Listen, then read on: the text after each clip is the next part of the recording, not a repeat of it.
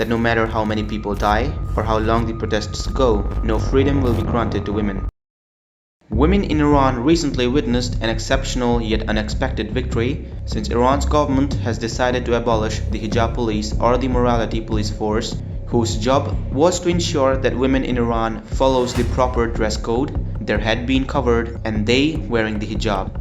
But now, Iran's judiciary has decided to remove the force. To let you know, the hijab laws still are active, hijab still is mandatory, it's just that the police force responsible to enforce those laws are dismantled. This is quite a huge step as a lot of protests occurred against the morality police since women were kept in scrutiny, were imprisoned for a bit of improperness in their headscarf and sometimes been killed too. An example of which is Mahsa Amini, a 22 years old woman traveling in Iran. From nowhere came the hijab police and arrested her for her improper hijab. She died while in police custody, and later the postmortem clarified that she was brutally beaten to death. This triggered the continuous anti-hijab protests in all of Iran.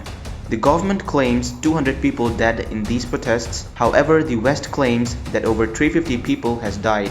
Now the main argument of the protesters in Iran, be it men or women, is that women should have the freedom to choose what they wear. They shouldn't be compelled to wear the hijab.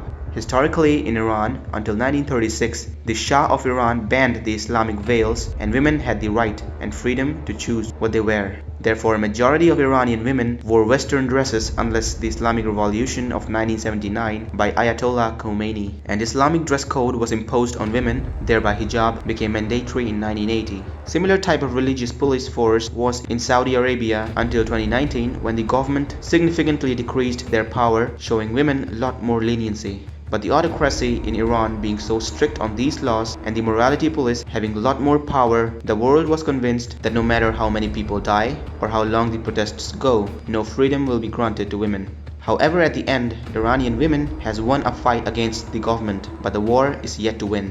This is it for today's video. See you in the next one. Until then, Jai Hind, Jai Bharat.